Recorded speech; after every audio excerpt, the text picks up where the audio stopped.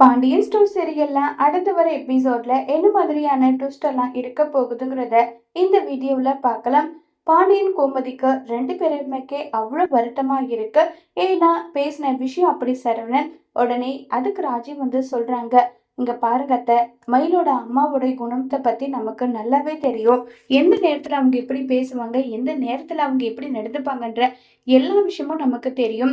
தெரிஞ்சும் சரவணன் மாமா மேல தப்பு இருக்க மாதிரி அவரை போர்ட்ரேட் பண்றது தப்பு இல்லையா?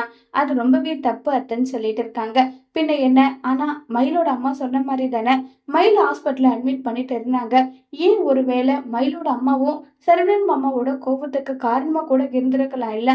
ஏதோ தெரியாம பேசிட்டேன், இனி அவ கூட சுத்தாத, ஏதோ விவாகரத்து நடக்கிற வரையும் இப்படி இரு, ஏதோ ஒண்ணு சொல்லியிருக்கலாம். ஆனா அவங்க அப்படி சொல்லியிருக்க மாட்டாங்க.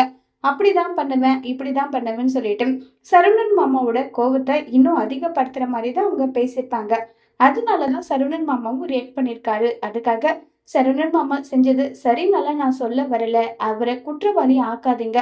அவருடைய மனசுல எந்த அளவுக்கு காயம் இருக்குன்னு நமக்கு தெரியாது, தெரியவும் வேண்டாம். அவர் போக்கில விட்டுடுங்க, எல்லாமே நல்லதுக்காக இருக்கும் நம்புங்க, நல்லதாவே நடக்கும்னு சொல்லி ராஜி சொல்றாங்க. என்னடி எனக்கே நீ அட்வைஸ் பண்றியான்னு சொல்லி கோமதி கேக்குறாங்க.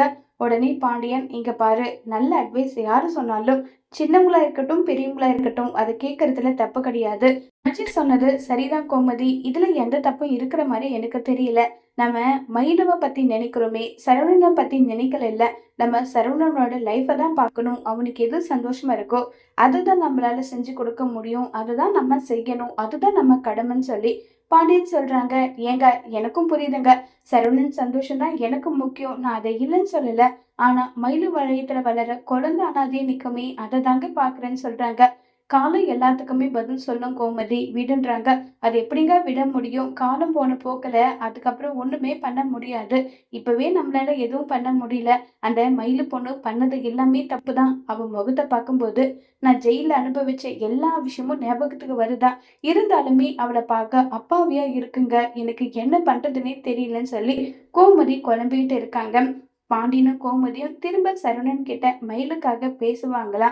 அப்படி ஒருவேளை கோமதி மயிலுக்காக சரவணன் கிட்ட பேசினா சரவணனுடைய முடிவு என்னவா இருக்க போகுதுங்கிறத வரப்போற எபிசோட்ல வெயிட் பண்ணி பார்க்கலாம். தேங்க்யூ.